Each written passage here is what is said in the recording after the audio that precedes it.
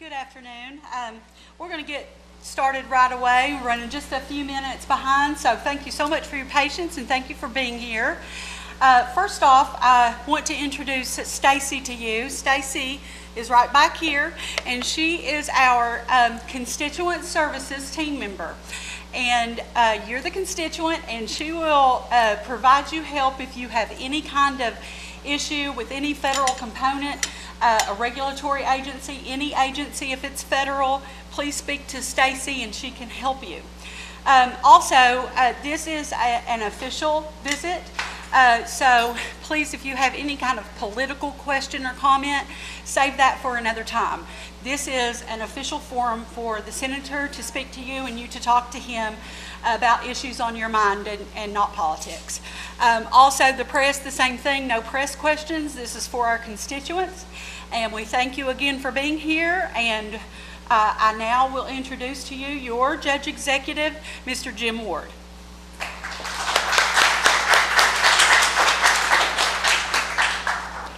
Thank you. We appreciate everybody coming out. And one thing I can say about Senator Paul and his office, anytime we've had any type of emergency, anytime we've needed help, they call us. Most of the time we don't have to call them. They call us. What can we do to help? And surrounding yourself with good people means a lot. And we appreciate Senator Paul for doing what he does. As I know, sometimes this is a kind of a thankless job, but trying to do what's right, trying to do what's best, trying to work with the people, that's what it's all about. And I'd like to introduce my friend, Mr. Senator Rand Paul. Well, thanks, Jim, for having us and introducing us. We're a little late, and I hate being late more than anything. I get up early, and I like being on time, but we were coming over the mountain from Harlan, and where's Brian? Brian, I think, is a Flatlander. Have you heard of Flatlanders? You see, he grew up in eastern Kentucky, and it was the slowest descent you have ever seen down the mountain. But we did not go off the side, and we enjoyed the view coming over from Harlan. And it is good to be here. And I do want to make this about interaction. I'm going to talk a little bit about what I think is going right or wrong in the country, but I really want to hear from you what's going right or wrong here and things that we can do better.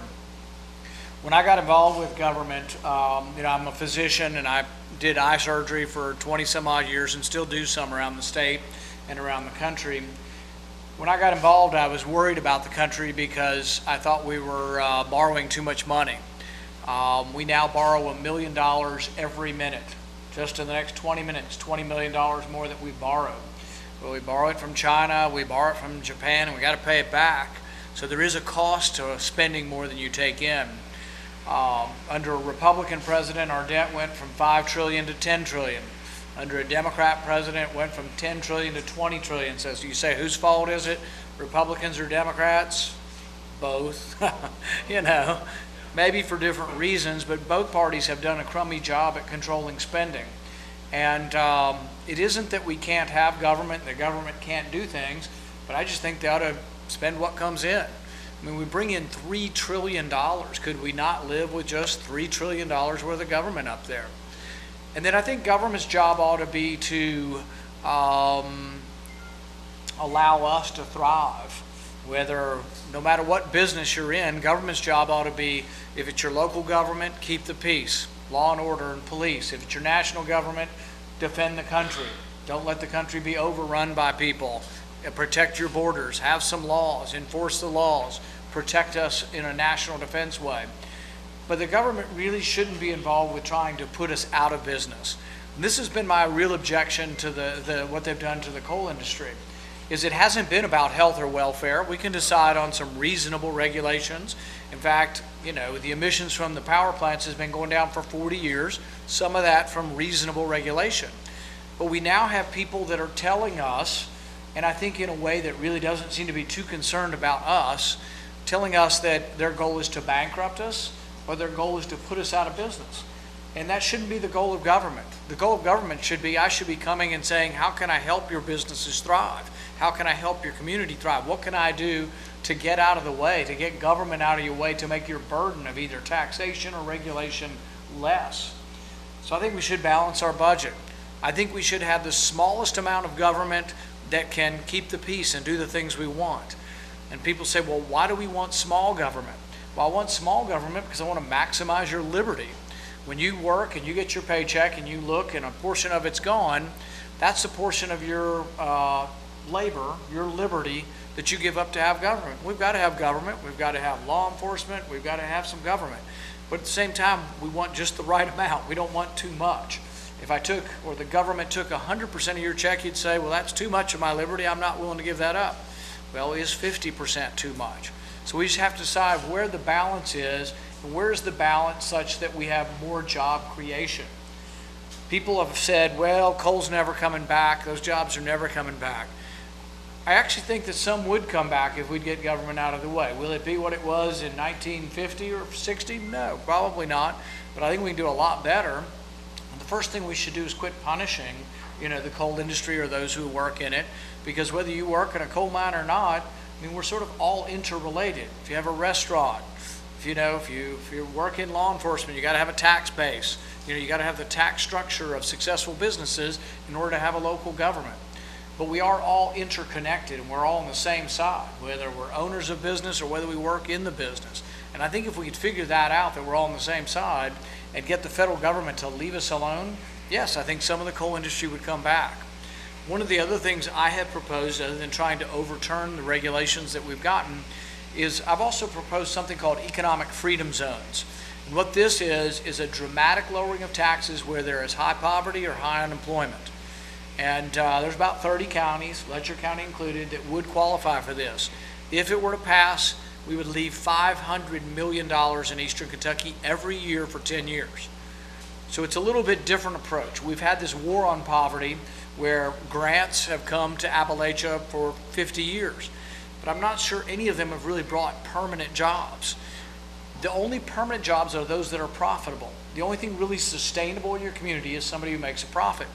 So the best thing I can do for Whitesburg is to come here and say, you know what, if you've got 20 different businesses that are making a profit in town, we'll lower their taxes from 35% corporate tax to 5%. We'll do it for 10 years in order to let them grow. And so you can create more jobs in each of the businesses. Now the hope is that if the taxes are low enough, people will say, well, I want to move there. And people would move into the community because it's so low. But that's a steeper hill to climb. I can't promise you that a business will locate here, a big business, which we'd all love to see.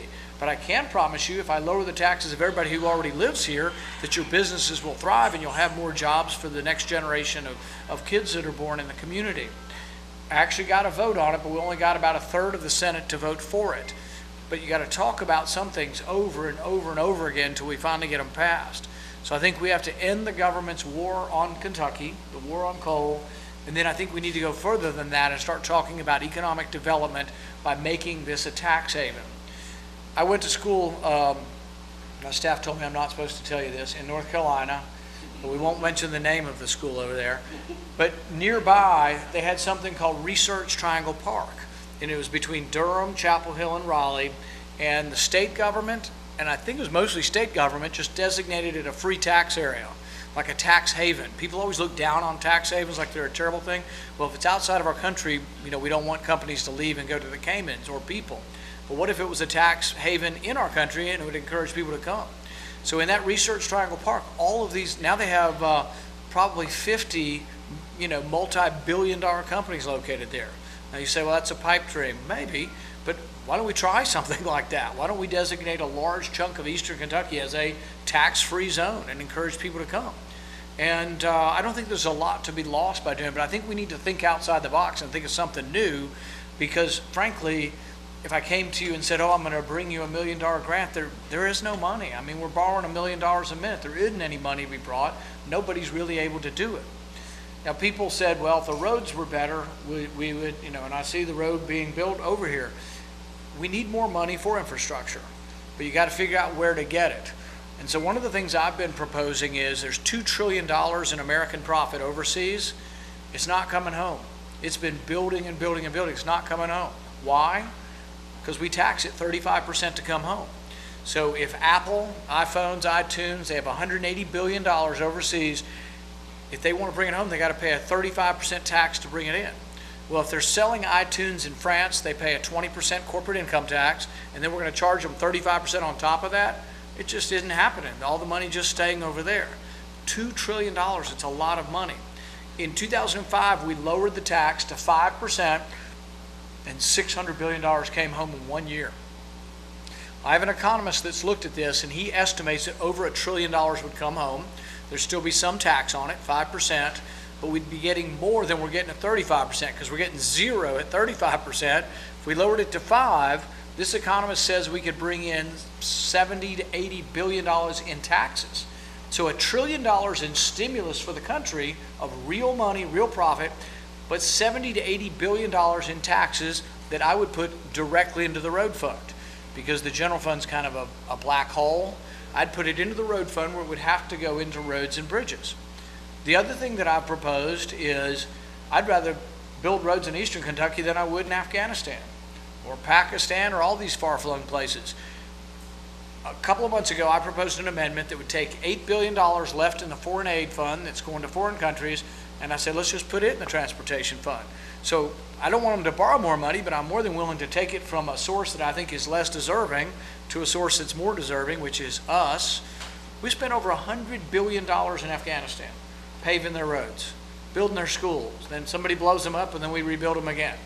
It's a never-ending thing. They're never going to like us over there. Did we have to go? Yes, I would have voted to go. They attacked us, and we can't have people attacking us. But I wouldn't have stayed for 15 years. And there's never going to be a country there, and we don't have enough. That means my time's coming to a close, I think, or I'm too excited.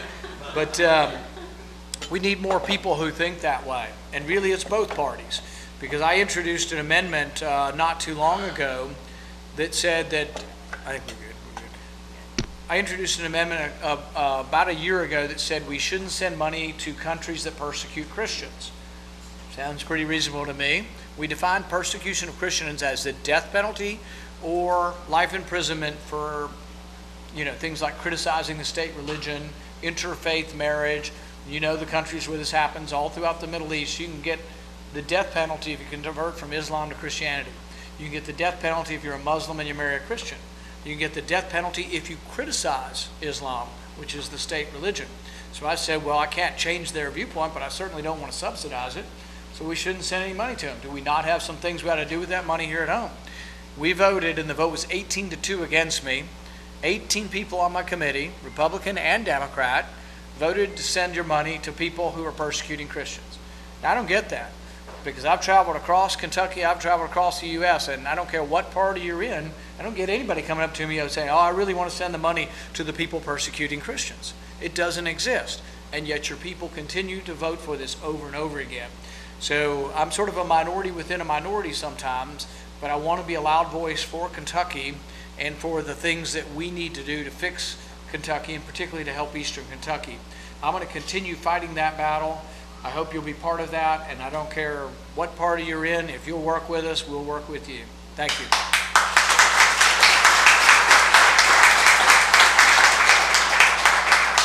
And I'd be happy to take any questions. I think that's a good idea.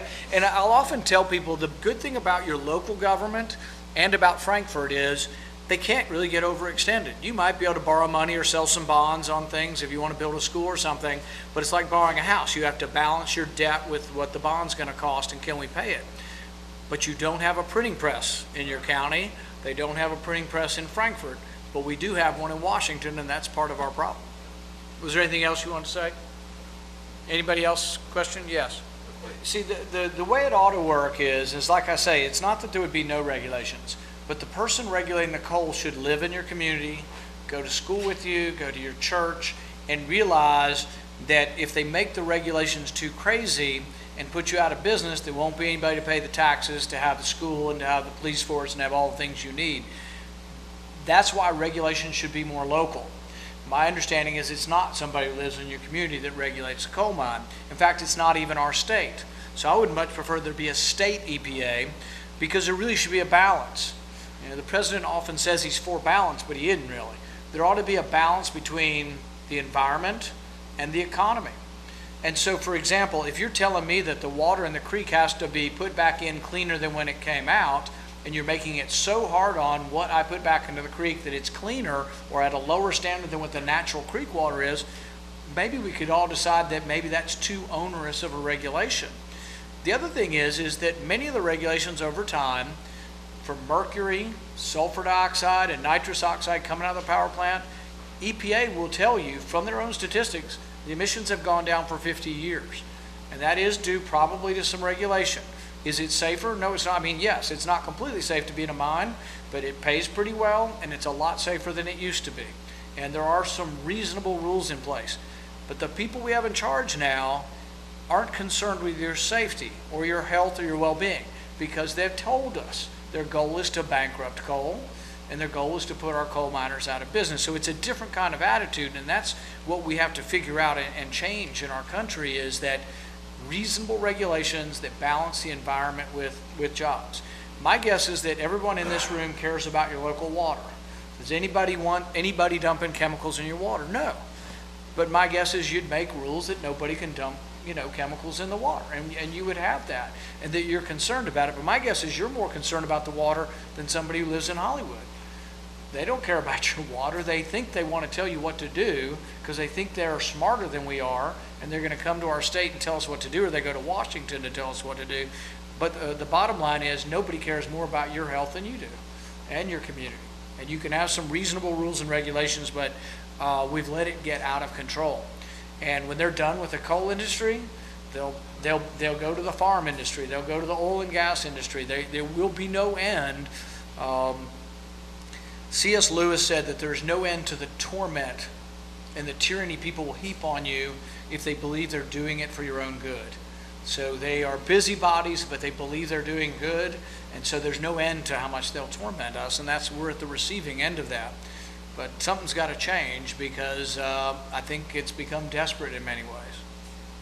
Anybody else? Yes. I want to add that my dad, he's still working in the coal industry for right now, maybe for a few more days, we don't know, because he works at the enterprise plant down here that basically shut down. And I guess my question, or pretty much everybody's question, is what kind of alternative do you think Eastern Kentucky could turn to for economics besides this industry? Right.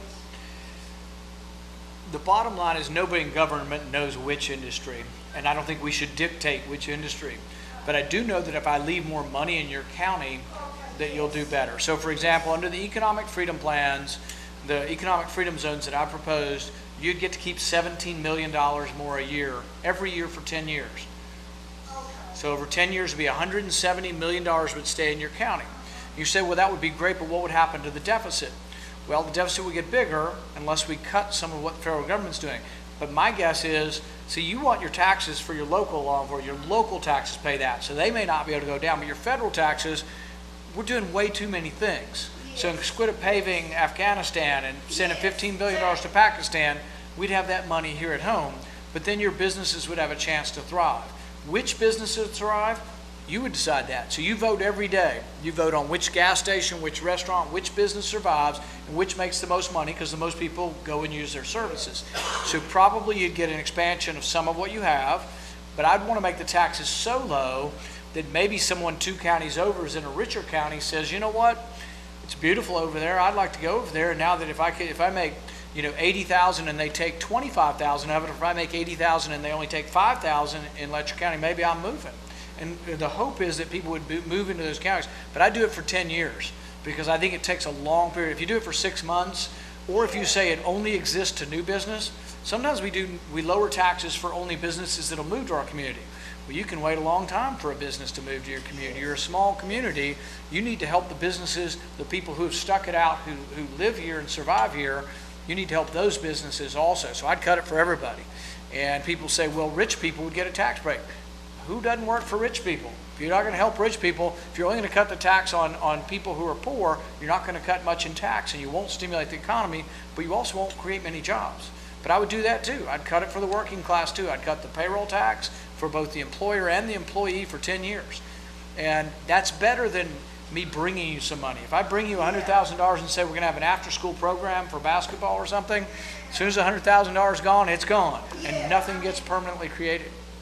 Yeah, I mean, your idea sounds good because my mom and dad, every time, they were tired of always overtaxing and Right. all this stuff. The other part of the answer is education too. Oh, yes. You know, I succeeded because I did well in school, and I went on and Yes. got degrees in things like that. So there are certain people that are going to succeed in technical trades, and we shouldn't disparage that, plumbers and carpenters and welders. There are other people going to do well in school. You need to make sure your schools are good.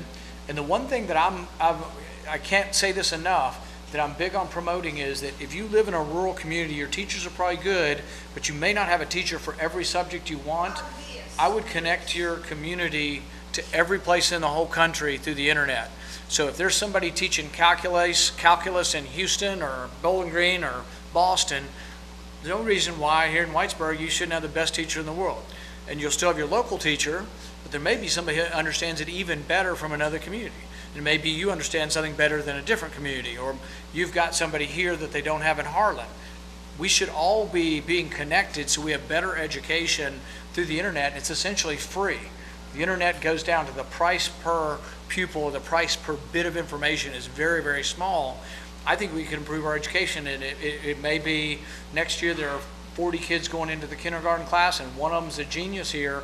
You want that genius to be connected to the wide world where people will want to stay in your community but are still connected to the entire world's education system. Well, you know, the community health centers are a large part of providing, you know, care not only in rural cities but urban as well. And I think the ultimate answer is that we need more jobs. You know what I mean? Because the thing about it is that Medicaid does help many people who can't help themselves. It needs to be, for those people who can help themselves, a transient form until they begin getting back into the workforce. If we make it permanent, and if we load the wagon with too many people and there's not enough people left pulling the wagon, it isn't an answer really. So I mean, you're right, we're getting more people access, but what if 70% of your community is on Medicaid and 30% is not? Will there be enough people left to pay for all of that? So we've dramatically changed our Medicaid overnight. We went from 350,000 to 700,000. Question is, can we financially bear the burden of having so many people on? I'm a big believer that we can help those who can't help themselves, and we can help those who are temporary out of luck. But we have to have some limits, and we have to kind of get people off of it. But it would take tough love, and I'm not sure what would happen. You know, part of the waiver might be that you get Medicaid for 6 months. Then you've got to find a job. And that sounds like tough love, but if we say it's forever, how do we pay for it? You know, and what if it gets to where everybody's on Medicaid and there's nobody left at all? So I do have a great deal of sympathy, but I would rather people have a better existence than just being on government assistance or Medicaid. I'd rather them have a real job. So if I had my druthers between having 70% of your community on Medicaid or passing economic freedom zones and leaving $17 million in your city or your county every year for 10 years, I think the other would be better, because I think, frankly, I know people are down in their luck, but I think almost everybody I meet who's down in their luck, a vast majority of them, or a huge chunk of them, would rather have a job, and they would rather work. And that's sort of what I disagree with. I mean, there are people out here today saying that we know we put you out of business, but now we're going to give you government assistance. And the problem with that is most of the people who are proud, who worked in our mines out here, who are hardworking people, they don't really want to be on welfare. They would rather have a job, and everybody feels better with a job. So I think you can have this, but we have to figure out the bigger picture of how we create jobs and how we, you know, aren't the wagon, you know, everybody in the wagon that we're pulling that's on Medicaid doesn't overwhelm the system. Now, much of this is sloughed off on the federal government, like 80, 90% for a while. Obamacare was paying 100% by the federal government.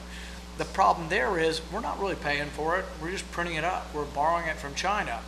And so some of the waiver and some of the things that I've advocated for, and I probably will be for the waiver. I was also for Bashir's waiver for education because I'm for more of letting states figure out problems. If there was a set amount of Medicaid that Kentucky got, I think it's better than having an unlimited amount of Medicaid that the federal government provides, because we'll just run us further in debt and we may destroy the currency or the country. But if there was a set amount, whatever the number is, 500 million or 800, whatever the number is that Kentucky would have, then they would have to decide the rules.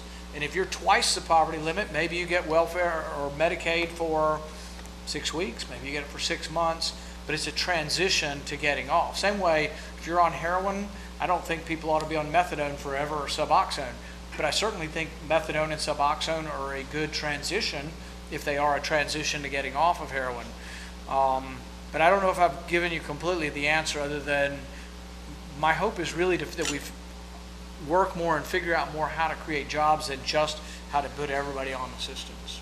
But I'm not against community health centers, and I think they provide a great service, and I'm sure in your community it's a very much a necessary one. Yes? I might follow that Over how many years? on the application. No, the 1.2 billion was over how many years? 5 years. 5 years. And that's for Medicaid's cost? That's Medicaid cost for the extension. And it goes on to say that his plan is going to save $2.1 billion over 5 years. So obviously, there's going to be a lot there. The 115 waiver, as I've seen it and as I understand it, sets out a lot of landmines that's going to be taking people off the road. Takes 6 months verification, no spend down, set up just one landmine after the other, create a barrier.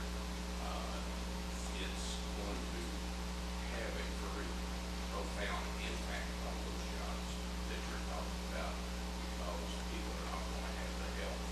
Give us the chance to work with our people and to maximize the help they have so that they are a Well, I think we can have a certain percentage, but it just sort of gets back to my previous point of what percentage can we have and for how long?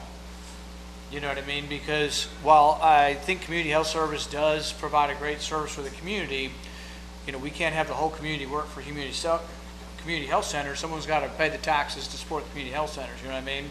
So while it is good for the community to have health and it's good for people to have access, someone's got to pay for it. So we just have to figure out how the balance is. And our goal should be not to have everybody go to the community health center. Our goal should be to have those going to it who can't afford to go otherwise and who are unable to take care of themselves.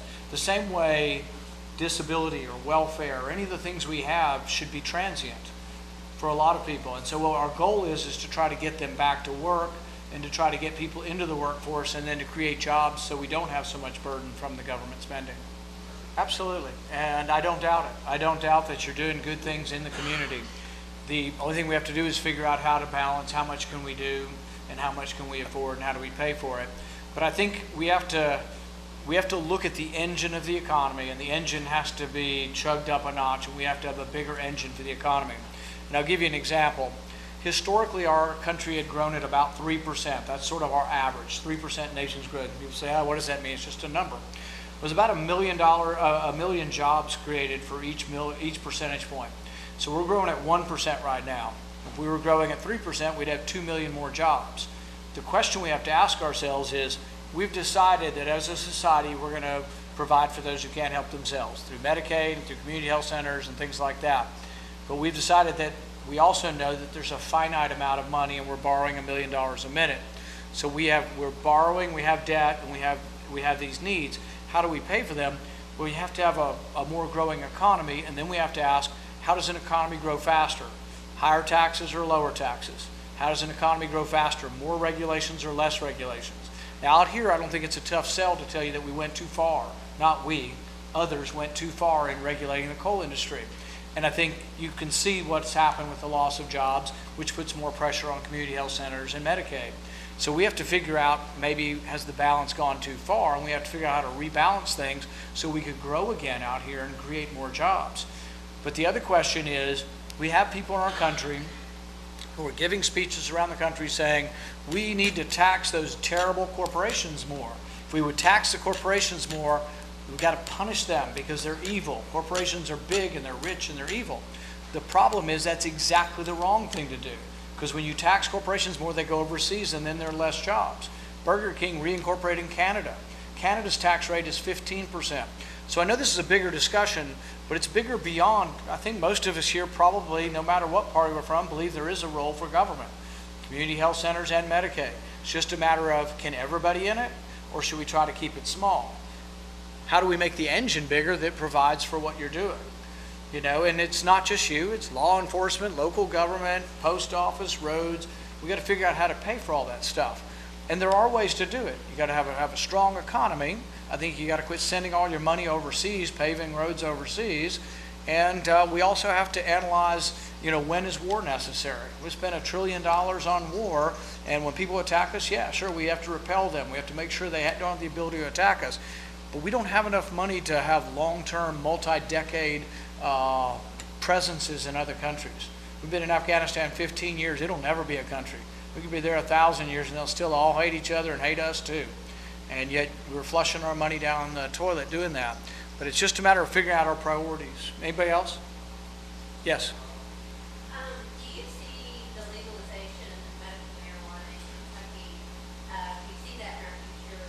And do you think that combined with the lower tax that you're suggesting could help in Kentucky? Yeah. You know, I don't know whether medical marijuana works, but I do advocate allowing patient choice. Probably does have some effect on nausea and probably has some effect on wasting diseases where people are losing weight. I think there's a certain bit of hypocrisy that we have 17 drugs from the poppy plant that your doctor is allowed to prescribe, including OxyContin, including things that are really, really addictive and bad for you, but they're not allowed to prescribe something that might be good for sleep. If you're a cancer patient, might be good for nausea, might be good for appetite. The people are using, and I'm not saying any of this is medically proven, I think we should study it. Cannabis oil, some are saying is useful in seizures. There's some, if you're a mom and you've got a child that has 200 seizures a day and you got them on 7 different anti-seizure medication, I wouldn't take away your freedom to try cannabis oil to see if it helps. Some are swearing that it does help. We should study it. And right now we don't even study it because we're so against doing anything with it that we don't study it. So I am for letting states make the decision on it, but I'd let you vote on it. I'd let voters of Kentucky decide whether you want to have it or have cannabis oil or things like that. Would it affect things overall? I don't know, but I think freedom is better. You know, if you have a child who's dying or you're dying and you want to take a certain cancer treatment that's not approved by the medical community, I think for an adult, yeah, I'd let you make that choice. And there's a bunch of experimental drugs out there that we aren't allowed to try because they haven't finished the studies, but there aren't enough people in your rare disease category to get a trial done. So I'm in favor of more freedom for the patient, more freedom for the individual to make decisions. Doesn't mean I would end up being an advocate. I'd want to look at the science and weigh the science of whether it works or not. But it's like anything else, you know, our goal should be to try to get people off of it. But a lot of people won't stop completely cold turkey, and so my hope is that it will be a transition to getting people off. Doctor, do you also use it for OxyContin, or is it just for heroin addiction? Just for drug addiction of any nature that leather has. But it could be OxyContin too? Hydrocodone, OxyContin, or heroin. Okay, all right. We're close to ending. Maybe, does anybody else have another question? Do you have a follow-up from that? Anyway, thanks a lot for coming, and I appreciate it. And definitely, if you have any questions, call our office, and we're happy to help with anything. Thank you.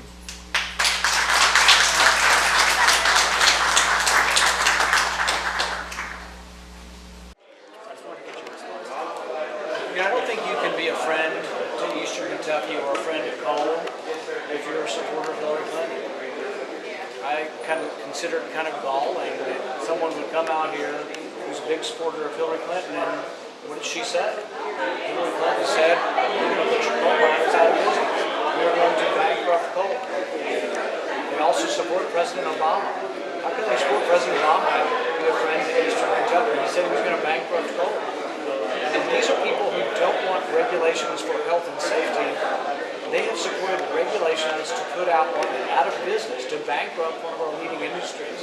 So, no, I think it's ironic that they would come to Eastern Kentucky at all, because I don't think you can be a friend to Eastern Kentucky if you're supportive of Senator Jim Gray's plan calls for increased investment in carbon capture, believing that will make coal more marketable here in Eastern Kentucky. What do you say to that? The main reason we have trouble with the coal industry is they've been over-regulated. Did they say anything about repealing the greenhouse gas regulations or repealing the stream guidance rule? These are regulations that are crippling the coal industry. So what they're doing is they're telling you that therefore crippling the coal industry, then they're going to bring government back in to sort of put people on government assistance. I don't think that's the answer. I think the real answer is, can anybody who's a friend of Hillary Clinton's be a friend to Eastern Kentucky? And unless they can explain that, I don't really think they have much business out here. What do you think about Trump's comments about NATO? It seemed to upset a lot of people. I think that when you look at NATO, everybody should pay their fair share. And I think for a long time, the United States has been carrying the weight of NATO. So I think the idea that everybody pays their fair share is a good idea. All right. That's great. Thanks, EKB, everybody. we'll see you in the morning if you have any follow-ups.